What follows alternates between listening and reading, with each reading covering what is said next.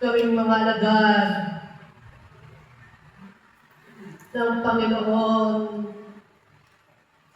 ay hindi nagkukulang kailanman.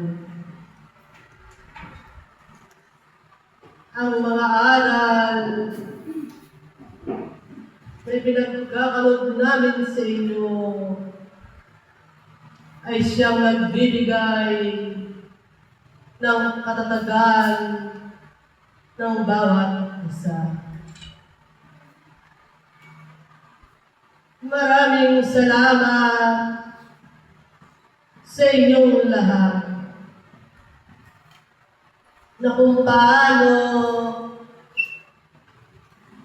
ipinakikita ninyo na mayroon kayong pagkakaisa at pagmamahalan sa bawat isa.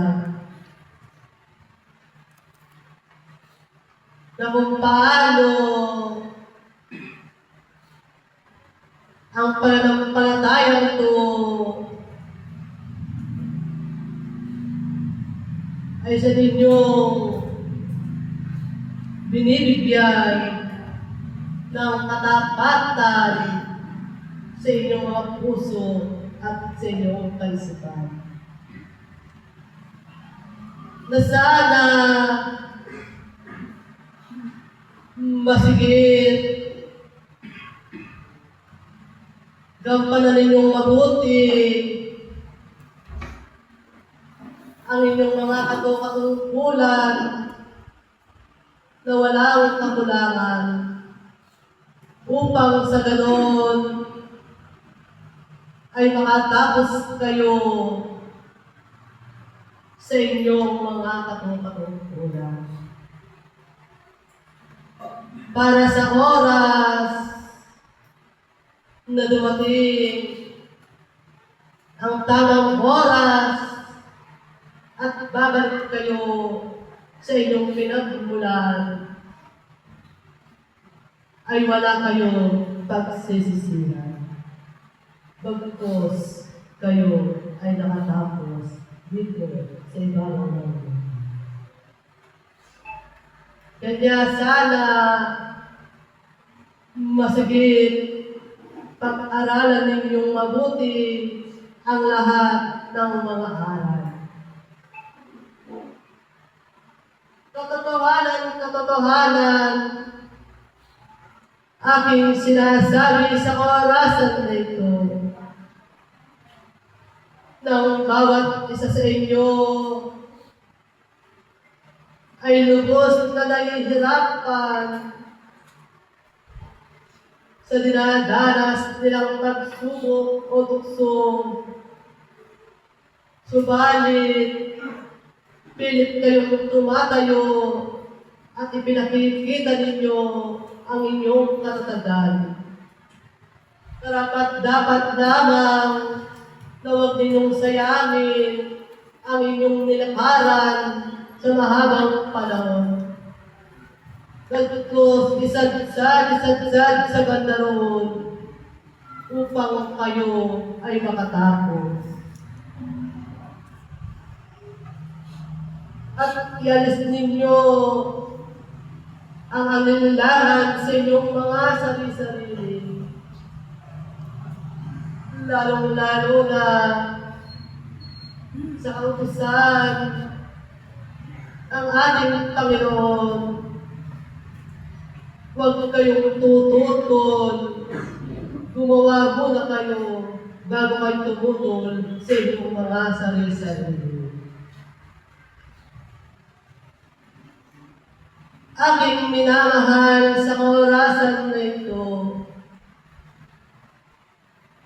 tunay nga ninyong ipakita sa inyong mga gawa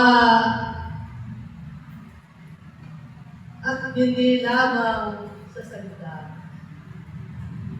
Sapagkat ang lahat ng ginagawa ninyong kabutihan, ito ay nakikita ng ating Panginoon. walang naipapagtan sa kanyang harapan. Kaya sana masigit maging matapat kayo sa kanyang harapan. Upang sa ganon, ang lahat ng inyong hinihingi o ang lahat ng inyong kahilingan, ito ay tatanggapin ninyo na walang hanggan.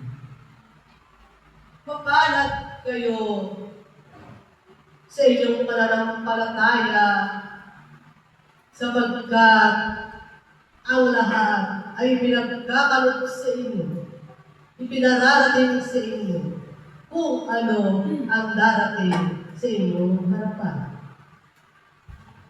Kanya sana masigit magkaisa kayo sa inyong mga ginagawa, sa inyong mga katungkulan.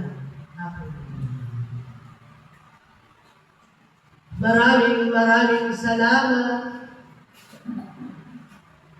at kayong lahat ang nagkaroon ng pagkakaisa sa pagpasalamat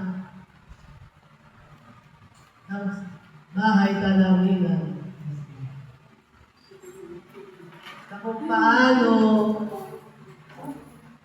lubos silang nalulungkot, aking minamahal, sapagkat ang pagsubok ay parating nasa silingan. Subalit, ang ating Panginoon kailanman ay hindi sila pinabayaan. At kung kaya, sa araw ng kanilang pasasalamat, muli sila nagkakaisa. Na sana walang lumitaw na pagkukulang sa kaorasan nito. Magtulungan kayo.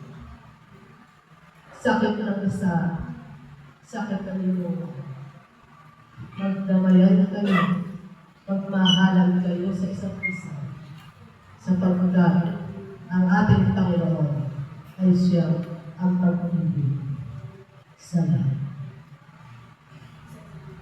Ngayon, mahawak sa mesa sa kaorasan nito.